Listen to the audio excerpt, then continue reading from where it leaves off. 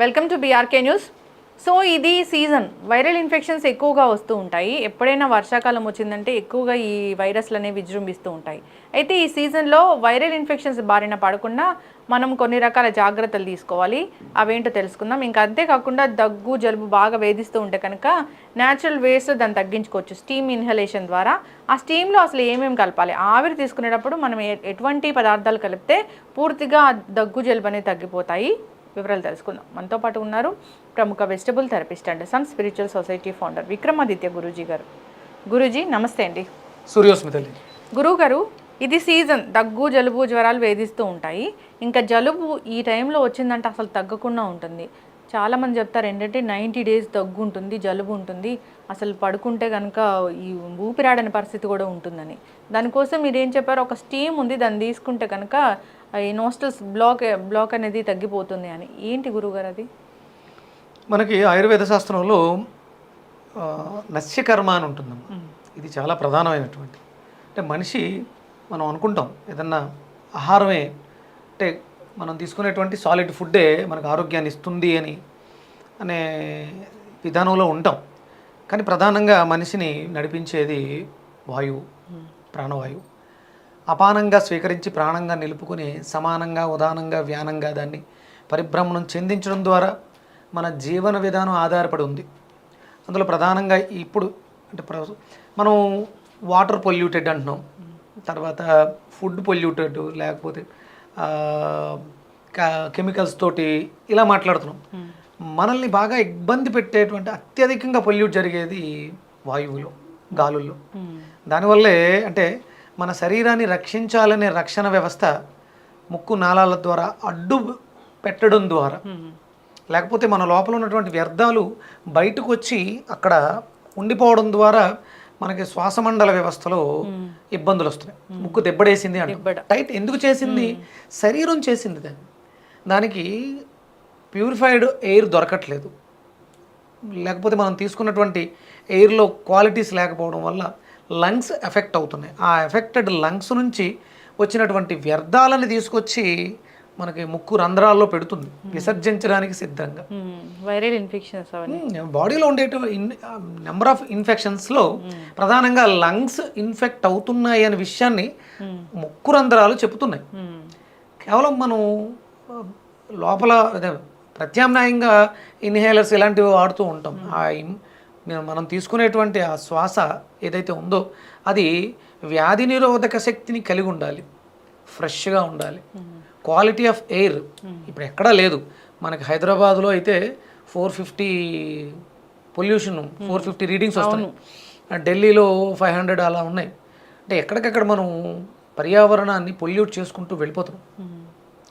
అక్కడ మనం పర్యావరణాన్ని రక్షించుకుంటూ పర్యావరణంలో జీవనాన్ని సాగిస్తున్నటువంటి మనల్ని మనం రక్షించుకోవాల్సినటువంటి బాధ్యత ఎంతైనా. దీనికి మనం ప్రధానంగా పర్యావరణాన్ని రక్షించడానికి వేప చెట్లను నాటడం చాలా ఉత్తమం. తద్వారా వచ్చినటువంటి ఆ ఆకులు, వేప ఆకులని మనం ఉపయోగించడం ద్వారా మనకి వచ్చినటువంటి, అంటే ముక్కు ఊపిరితిత్తులకి ప్రధానమైనటువంటి ద్వారం. మనం ఊపిరితిత్తులు ఉండే షేప్కి ముక్కు రంధ్రాలకి కనెక్షన్ ఉంది. అందుకని ఏంటంటే మన ఊపిరితిత్తుల్లో ఉన్నటువంటి ఇన్ఫెక్షన్స్ని, మనం బ్యాక్టీరియాలని, వైరస్ని ఎదుర్కొనటానికి మనకి ముక్కులో ఉండేటువంటి, అంటే మనకు ఎక్కడైతే వెంట్రుకలు రక్షణ చేస్తూ ఉంటాయి, శిరస్సుకి కవచం తలలో ఉండేటువంటి వెంట్రుకలు. మనకు అలాగే చెవులలో కూడా ఒక నూగు ఉంటుంది, అంటే బయట నుంచి ఏవైనా ఇన్సెక్ట్స్ లోపలికి వెళ్లకుండా ఆపడం కోసం, అలాగే మనం పీల్చేటువంటి గాలులలో వ్యర్థాలను ఆపడం కోసం మనకి ఈ శిరోజాలు అనేది ఉపయోగపడుతూ ఉంటాయి. అంటే వ్యంగ్యంగా చాలామంది చాలా రకాలుగా మాట్లాడచ్చు. శిరోజాలు అనగానే మనకి అంటే అండర్ ఆర్మ్స్లో కూడా శిరోజాలు ఉంటాయి, అంటే డార్క్ ప్లేసెస్లో కూడా శిరోజాలు, అవన్నీ కూడా రక్షణ వ్యవస్థ. అంటే నేను నెగిటివ్గా కామెంట్ పెట్టేవాళ్ళు, వ్యంగ్యంగా కామెంట్ పెట్టే వాళ్ళ గురించి మాట్లాడుతున్నాను. దాన్ని అర్థం చేసుకోవాలి అంటే నీకు జీవితాలు సరిపోవు.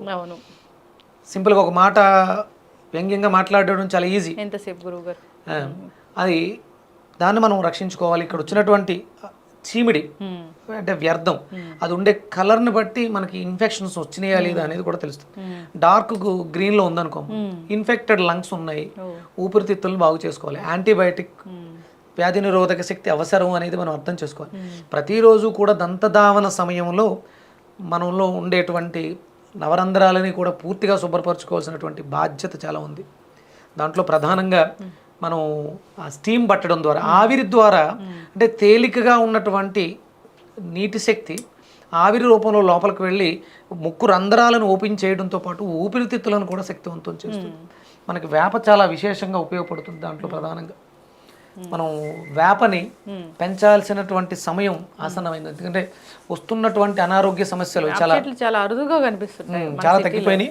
ఇప్పుడు అందరూ దృష్టి ఎలా ఉందంటే, ఒక వెంచరేస్తే ఎర్రచందనం చెట్లు నాటి మార్కెట్ రేపొద్దుట ఒక 10 ఏళ్ల తర్వాత మీకు ఇది కోట్లు తెచ్చిపెడుతుంది.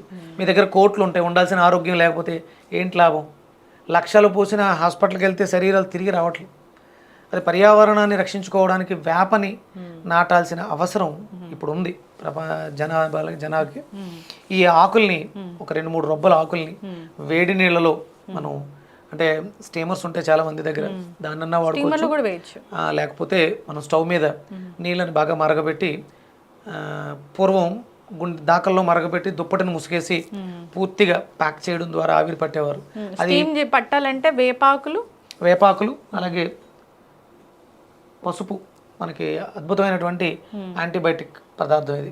ఇందులో ఉన్నటువంటి యాంటీ ఇన్ఫ్లమేటరీ అనాలిసిస్, ఇన్ఫ్లమేషన్స్ను కూడా చాలా అద్భుతంగా తగ్గించే శక్తి పసుపుకుంది, అలాగే వేపకుంది. దాంతోపాటు మనకి ఈజీగా ఈ బ్యాక్టీరియా నుంచి, వైరస్ నుంచి మన లంగ్స్ను ఓపెన్ చేయడానికి, యాక్టివ్ చేయడానికి పచ్చకర్పూరం, స్వచ్ఛమైనటువంటి పచ్చకర్పూరం కొంచెం అలా పిండి పౌడర్ చేసి నీళ్ళలో వేసి గట్టిగా పీలిస్తే, ఇంకా పుదీనా పువ్వని, మింటు ఫ్లవర్స్ ఉంటాయి, వాము పువ్వు, వాటిని కూడా వేసుకుంటే ఇంకొంచెం ఘాటు ఎక్కువగా వస్తుంది.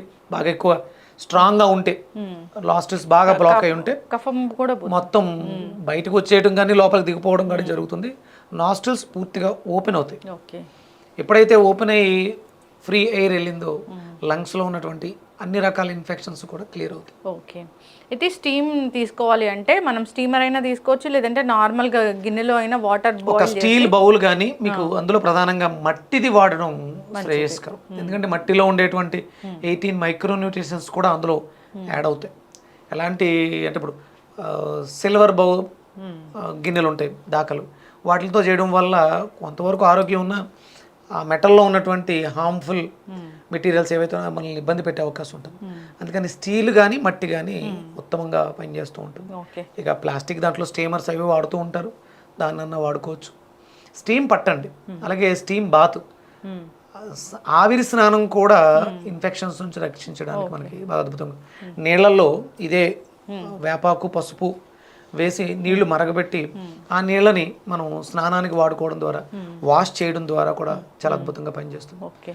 దాంతోపాటు నైట్ పడుకునేటప్పుడు స్వచ్ఛమైనటువంటి ఆవు నెయ్యి 2 drops నాస్ట్రల్స్లో వేసుకోవడం ద్వారా అద్భుతమైనటువంటి ఉపశమనం లభిస్తుంది, రోగ నిరోధక శక్తి పెరుగుతుంది, మంచి నిద్ర పడుతుందమ్మా. చక్కగా చెప్పారు గురూజీ. అంటే జలుబు వచ్చిందంటే అసలు తగ్గదు, మందులు వాడినా దానికి ఎక్కువగా పనిచేయవు, డాక్టర్లు చెప్తారు సామెతగా, వాడితే మెడిసిన్స్ వాడితే 1 week, వాడకపోతే వారం రోజులు అని చెప్తారు. దానికి మనకి అద్భుతంగా ఉపయోగపడేది